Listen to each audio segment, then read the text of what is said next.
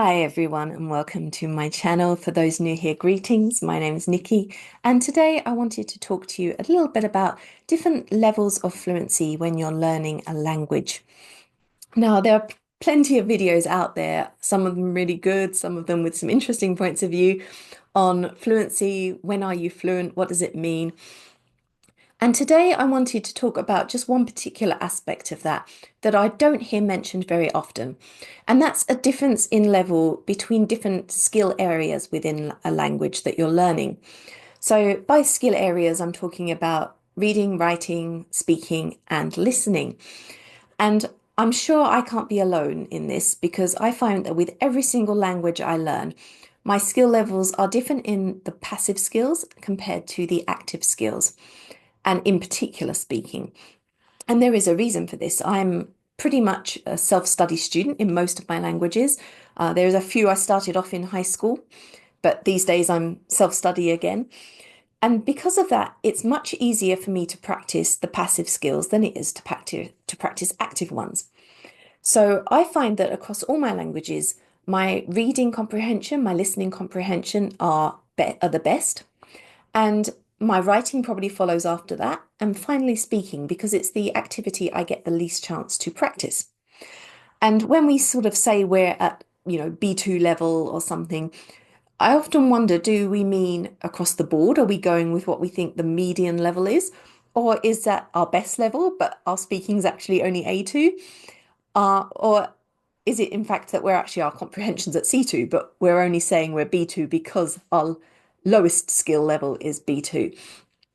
So, for example, in my French and German, which are ones I learned from high school onwards, my comprehension is definitely way up there in C1 to C2 for reading, listening. I understand very well, even though I'm rusty on the languages a little bit these days because I don't get to practice so much. I still think I'm sort of really good when it comes to that comprehension. I don't think I have any problems in that area. However, if you asked me these days to have a conversation in French or German, which is something that I've really not done for 15 years or so, maybe close to 20, I would probably struggle. I'd be okay at a sort of general level if I was just ordering food, going in the shop. If I was having just a general conversation, talking about, oh, how did I learn German? But if you asked me to have a conversation on a deeper topic, one that I could perfectly well understand if I was reading about it or listening to it, I would potentially struggle, or I'd get by, but I would make mistakes. And I'm aware of that.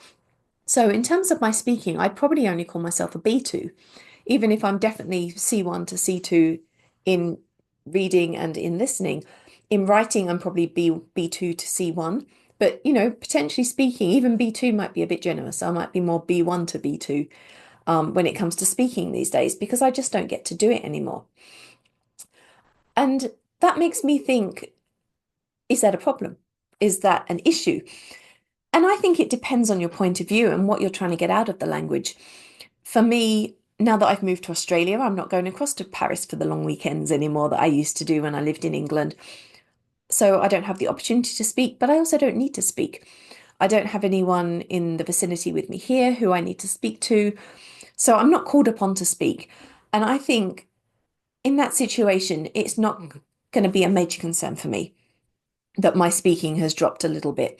If I was going to be going back to Paris, or if I knew I was going to be having any sort of communication with someone French, then I'd do a bit of practice and I think it would come back quite quickly. But for me at the moment, I'm not going to stress myself about the fact that the speaking levels dropped. I'm just working hard to maintain the language in general, as high as I can keep it. So I'm still doing the listening practice, still doing the reading, a bit of writing when I get a letter from my pen pals. And I'm content with that. And I think, particularly for someone like me, where I've learned a lot of different languages, if I was stressed about keeping them all across all skills at the same level all the time, um, I'd probably stop learning because it would be too much. It would be too much pressure, and too much work for the time I have in my free time around work and household chores to study language. I'm already splitting myself quite or spreading myself quite thinly, as it were, on the slice of bread if I'm the butter, trying to do all the languages I do in the time I have. So I think you have to set priorities. And I think that's going to be true for anyone. And I think it's one of those things that we maybe feel under pressure because we see other people who are out there posting content on YouTube saying, oh, well, I studied this language in a year and I'm already at C2 and I'm completely fluent and I speak 20 other languages as well. And that makes us have unrealistic expectations. We don't know that person's background. We don't know um, how much time they have to study compared to us, how much money they have to put into resources. And, if you had unlimited funds, you could do italki conversation classes every week for every language you study if you had the time and money for it. But most of us probably don't. So, like for me at the moment, I'm doing one italki class a month in Korean because that's my principal focus. But I don't have the time or money for more than that. And at some point, you have to be willing to step back from some of the others. Say, yes, I'm learning 8, 9 languages, but my priority languages for this year are one, two, three. And those are the ones I'm going to focus my time on. I'm going to maintain the others. But if some things drop a little bit, I've got to be willing to accept that and say that, I'll come back to them in the future, study them harder again and bring that level back up. So I just wanted to share that story with you because I feel like there's not enough comment on this aspect of fluency on YouTube. It's all about sort of fluency in general and how, you have to practice every single area. But I think you can choose to prioritize certain areas. You can say, in my life at the moment, I want to maintain my French reading and listening ability. But if my speaking drops off, that's okay. I can come back to it again in the future.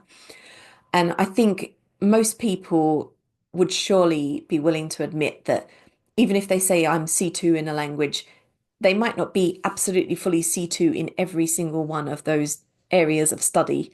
It might vary a little across them that they're C2 in one or two, but maybe B2 to C1 in the others. And I think that's something that gets glossed over. So I wanted to share my thoughts on it with you and to say that, we're all different. We all have different priorities. I learn languages for fun. So I don't want to put that pressure on myself where it stops becoming fun and I don't want to do it anymore. So bear that in mind with your own studies. Don't put unrealistic pressure on yourself. Have fun and just do what works for you and to suit your own personal aims. I hope this has been of help to people and I will have another video for you next month. Bye for now, everyone.